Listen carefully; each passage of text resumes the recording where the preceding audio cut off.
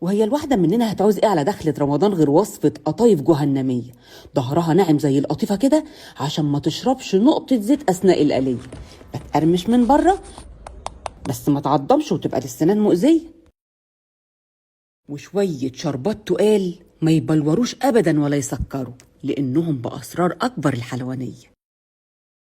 وفكرة حشوة اقتصادية عبقرية تسند معاها في ظل ارتفاع أسعار المكسرات الجنونية.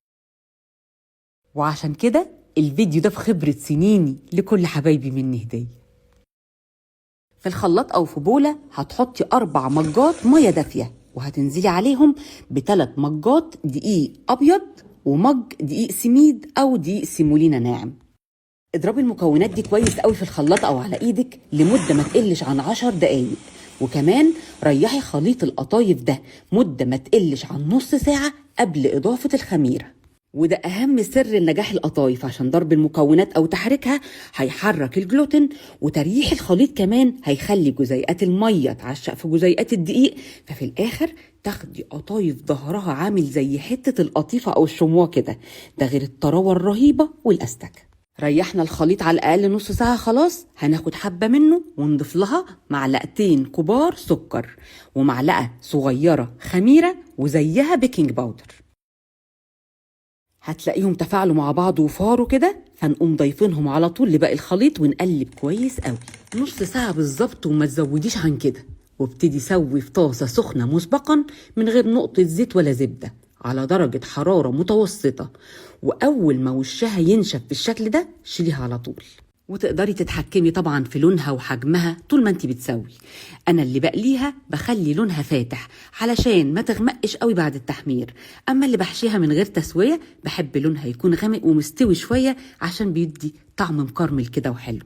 وخلي بالك كل ما الخليط يخمر منك ما بين الواحدة والتانية قلبي الخميرة تاني علشان ما تعملش منك مسام واسعة وتبقى عاملة زي القطيفة كده، فما تشربش منك زيت بعد كده في القلية. ولازم تكوني محضرة جنبك فوطة علشان كل اللي يطلع يتغطى كويس قوي علشان يطرى ويبقى ملبن معاكي كده، وما تخافيش مش هيلزق منك لو اتحط فوق بعضه حتى وهو سخن. وتعالي اقولك على حيلة اقتصادية بتوفر قوي في حشوة المكسرات. هتحمصي كمية دقيق سميد وزيهم حليب بودرة على طاسة ناشفة. ممكن تستغني برضو عن الحليب البودرة، بس في الحقيقة هو بيدي طعم تحفة بالذات لما يتحمص. طفي النار وليه في شوية مكسرات صغننين خالص من اللي متوفر عندك، ان شاء الله حتى لو شوية سوداني، وشوية زبيب وجوز هند وشوية سكر على رشة قرفة. القرفة مكون اختياري، لكن هي بصراحة بتودي القطايف في حتة كده شبه السينابون. هتضربي المكونات الحلوة دي مع بعض في الكبة وهيبقى عندك حشوة اقتصادية بنكهة المكسرات المفترية. قفلي القطايفاية بتاعتك قرطاس كده وحشي، وبعدين قفلي الطرف الأخير وهتنبهري بالطعم والتوفير. وعشان القطايف تطلع معاكي مقرمشة ولونها موحد للأسف الشديد لازم تقلي في زيت غزير، بس ما تخافيش التكنيك اللي عملناه ده مش هيخليها تشرب نقطة زيت. ولازم تطلع فورا من الزيت السخن على السيرب التقيل الساقع اللي عايزاكي تعملي منه كمية كبيرة وانتي قلبك جامد كده، عشان هوريكي ازاي عمره أبدا ما يبلور ولا يسكر منك. السر الأول هو انك هتحطي كمية مية مغلية وضعفها هتحطي سكر. أنا دايما أحط 2 كوباية مية على 4 كوبايات سكر، اللي هو كيس السكر الكيلو يعني. أرفعهم على النار وأسيب السكر يسيح لوحده، اوعي تقلبيه ولا تيجي جنبه، سيبيه في حاله خالص والمية المغلية هتقوم بالواجب.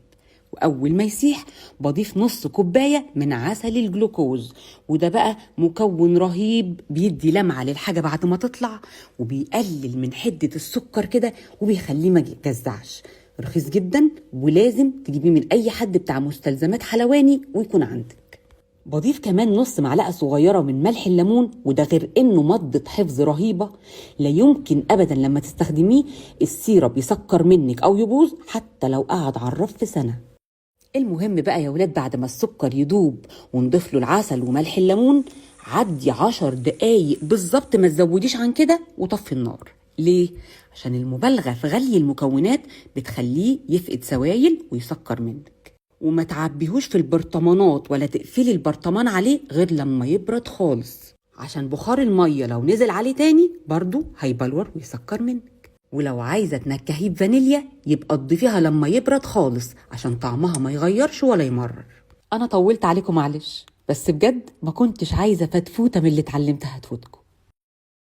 وفي النهايه خالص انا عايزه اختم بمقوله من اجمل مقولات جلال الدين الرومي وابدعها. المقوله دي بتقول: من يحمل قنديله في صدره لا يعنيه ظلام العالمين. اتمنى لو الاسرار والافكار اللي قدمتها لكم عجبتكم تعملوا لي لايك وشير، وتسيبوا لي كلمه جميله زيكم كده في الكومنتات عشان انزل لكم بقى بعجينه الكنافه. كل سنه وانتم طيبين.